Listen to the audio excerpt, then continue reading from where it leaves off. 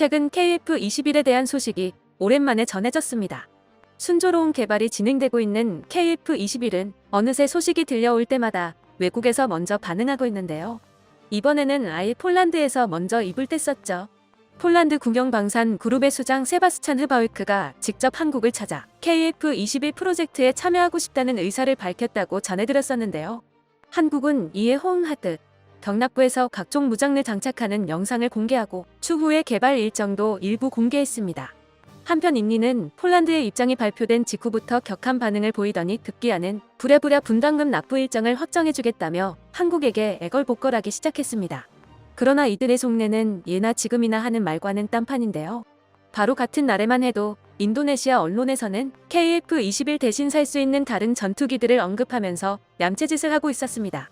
그런데도 이들이 여전히 한국한테 매달리는 이유는 어떻게든 계약한 몫인 CJ5호기를 받아내기만 하면 다 해결된다고 생각하고 있기 때문입니다. 이젠 정말 하루라도 빨리 인니와 결별하고 싶은 한국은 인니한테 순순히 CJ5호기를 주는 것도 뭔가 껄끄러운 기분인데요.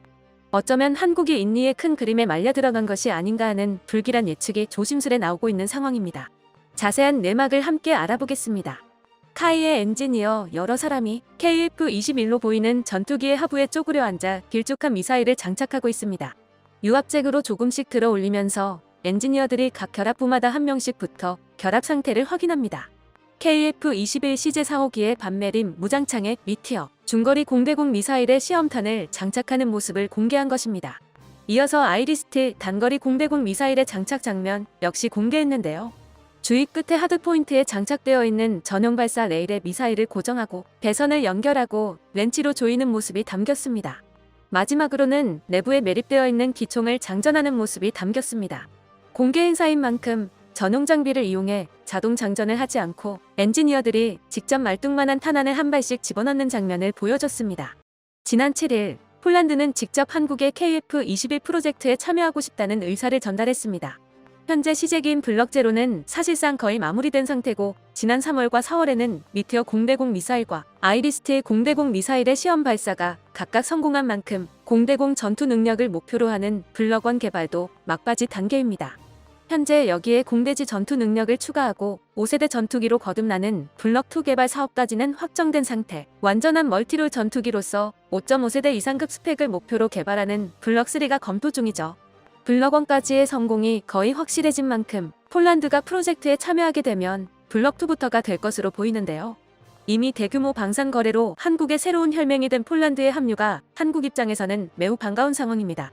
일각에서는 이번에 공개한 무장 탑재 장면 역시 폴란드의 입장에 대한 반응으로서 블럭1 수준의 기술을 한국이 완전히 손에 넣은 상태라는 것을 보여준 것이라고 해석하고 있는데요.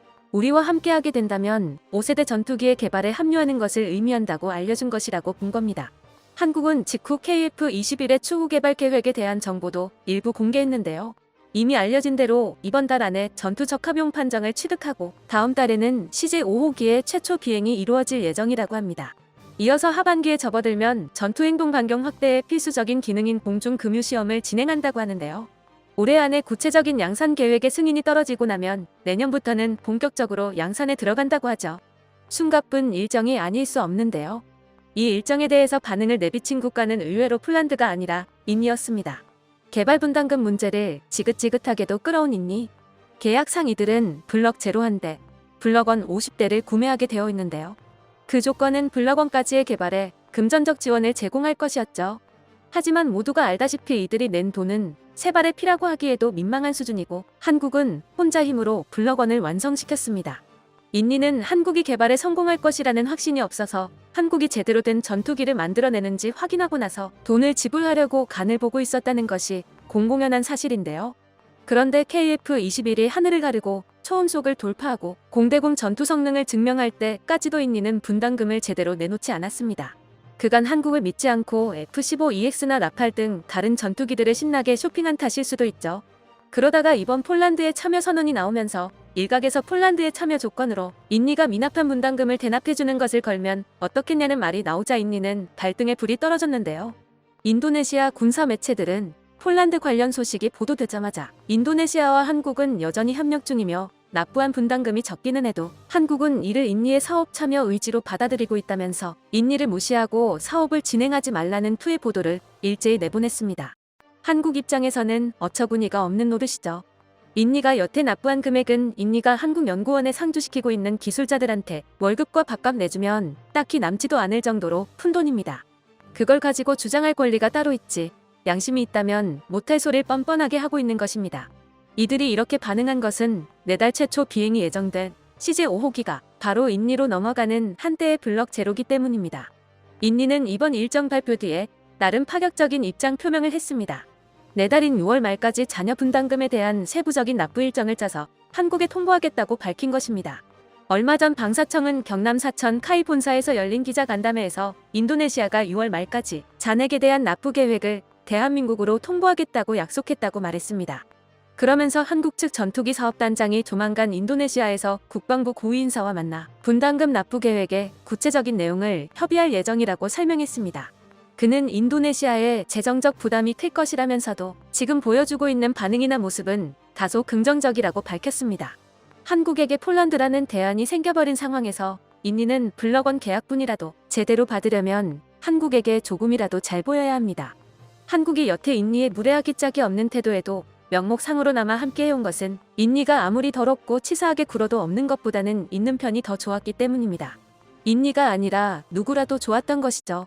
폴란드가 그 자리를 메워줄 가능성이 떠오른 상태에서 한국이 인니 사정을 봐줄 의리는 전혀 없습니다. 폴란드와의 협의 결과에 따라서 정말로 그냥 인니를 손절해버릴 수 있게 된 것입니다. 그런데 정작 인니는 이쯤 되면 눈치를 좀 볼 법도 한데 여전히 눈치가 없는 행동을 계속하고 있습니다.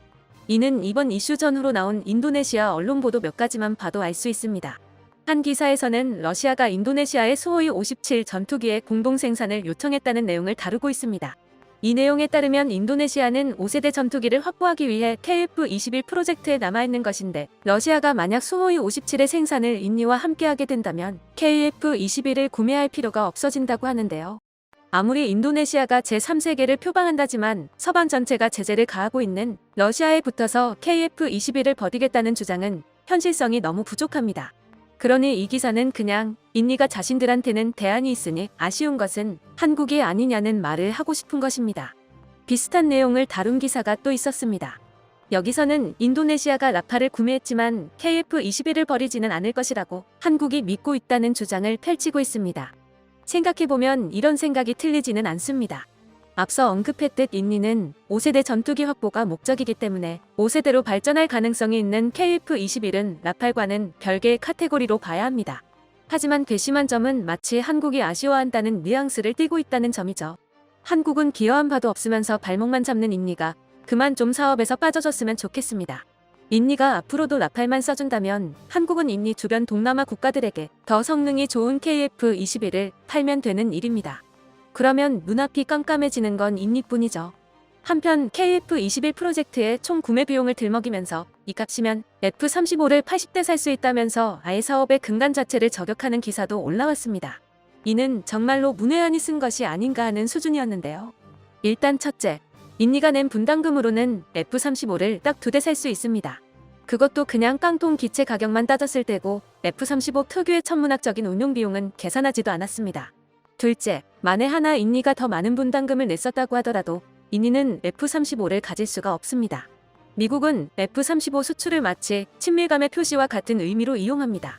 그래서 도입 사업 중에 한 번이라도 미국을 척지는 일이 생기면 가장 먼저 F-35 판매 금지를 걸어버리죠. 인니는 이미 한때 F-35 구매 요청을 거절당한 국가입니다. 제3세계 국가라는 정체성이 너무 강해서 이들한테 F-35를 팔았다가는 언제 레드팀의 기술이 넘어갈지 모른다고 생각했기 때문입니다.